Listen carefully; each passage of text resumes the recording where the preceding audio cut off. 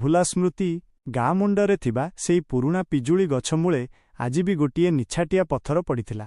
ବର୍ଷ ବର୍ଷ ଧରି ସେଠାରେ ବସି ସାବିତ୍ରୀ ଦେବୀ ସନ୍ଧ୍ୟା ସମୟରେ କାହାର ଅପେକ୍ଷା କରୁଥିଲେ।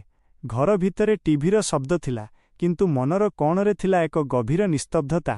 ସୁଖର ସେଇ ଛୋଟ ସଂସାର। ସାବିତ୍ରୀ ଏବଂ ଗୋପାଳବାବୁଙ୍କ ସଂସାର ଥିଲା ସ୍ୱଳ୍ପରେ ସନ୍ତୁଷ୍ଟ। ଗୋପାଳବାବୁ ଜଣେ କିରାଣୀ ଥିଲେ। ତାଙ୍କର ପ୍ରତିଟି ପରିଶ୍ରମ ପଛରେ ଗୋଟିଏ ଲକ୍ଷ୍ୟ ଥିଲା, ନିଜ ପରିବାରକୁ ଖୁସି ରଖିବା। ସାବିତ୍ରୀ ମଧ୍ୟ ନିଜ ଜୀବନକୁ ରାନ୍ଧଣାଘର ଏବଂ ପିଲାଙ୍କ ଦାୟିତ୍ୱ ଭିତରେ ବାନ୍ଧି ଦେଇଥିଲେ। ଦିନେ ଯେଉଁ ଘର ପିଲାଙ୍କ ହସକାନ୍ଦରେ ଫାଟି ପଡ଼ୁଥିଲା, ସମୟ ସହିତ ସେଠି ନୀରବତା ନିଜର ଆସନ ଜମାଇ ବସିଥିଲା। ବ୍ୟସ୍ତତା ଓ ଦୂରତା। ପିଲାମାନେ ବଡ଼ ହେଲେ, ସହରକୁ ପଢ଼ିବାକୁ ଗଲେ। ଗୋପାଳବାବୁଙ୍କ ଉପରେ ଦାୟିତ୍ୱର ବୋଝ ବଢ଼ିଲା। ସେ ଅଫିସରୁ ଫେରିବା ପରେ କେବଳ ଫାଇଲ ପତ୍ରରେ ବ୍ୟସ୍ତ ରହୁଥିଲେ। ସାବିତ୍ରୀ କେବେ କିଛି କହୁନଥିଲେ। ସେ ଭାବୁଥିଲେ, ସେ ଦିନସାରା ପରିଶ୍ରମ କରିଛନ୍ତି। ମୁଁ ଯଦି ତାଙ୍କୁ ମୋ ମନ କଥା କହିବି, ତାଙ୍କୁ ହୁଏତ ବୋଝ ଲାଗିବ। ଏହିପରି ଭାବେ ଦୁହିଁଙ୍କ ଭିତରେ କଥାବାର୍ତ୍ତା କମିଗଲା। ଝଗଡ଼ା ନଥିଲା, କିନ୍ତୁ ଭଲ ପାଇବାର ସେଇ ଖୋଲା ଆଳାପ ହଜିଯାଇଥିଲା। ସେଇ ଗୋଟିଏ ମୁହୂର୍ତ୍ତ।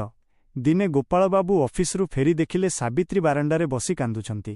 ସେ ଭୟଭୀତ ହୋଇ ପାଖକୁ ଗଲେ ଏବଂ ପଚାରିଲେ, କ'ଣ ହୋଇଛି? ଦେହ ଖରାପ କି?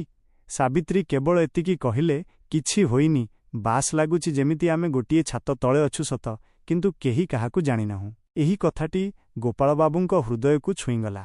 ସେ ଅନୁଭବ କଲେ ଯେ ସେ ପରିବାର ପାଇଁ ସବୁ ସୁବିଧା ସୁଯୋଗ ଆଣିଛନ୍ତି, କିନ୍ତୁ ନିଜ ପାଇଁ ଏବଂ ନିଜ ସ୍ତ୍ରୀ ପାଇଁ ସମୟ ଆଣିପାରିନାହାନ୍ତି। ପୁଣି ସେଇ ହସ। ସେହିଦିନ ପରଠାରୁ ଗୋପାଳବାବୁ ଘରକୁ ଫେରିବା ପରେ ଫାଇଲ ବନ୍ଦ କରିଦିଅନ୍ତି। ସାବିତ୍ରୀଙ୍କ ସହ ବସି ସେହି ପୁରୁଣା ଗଛ ମୂଳକୁ ବୁଲିବାକୁ ଯାଆନ୍ତି। ଛୋଟ ଛୋଟ କଥା ହୁଅନ୍ତି, ପୁରୁଣା ସ୍ମୃତିକୁ ମନେ ପକାନ୍ତି। ଆଜି ସେଇ ଘରେ ପୁଣି ହସ ଫେରିଆସିଛି।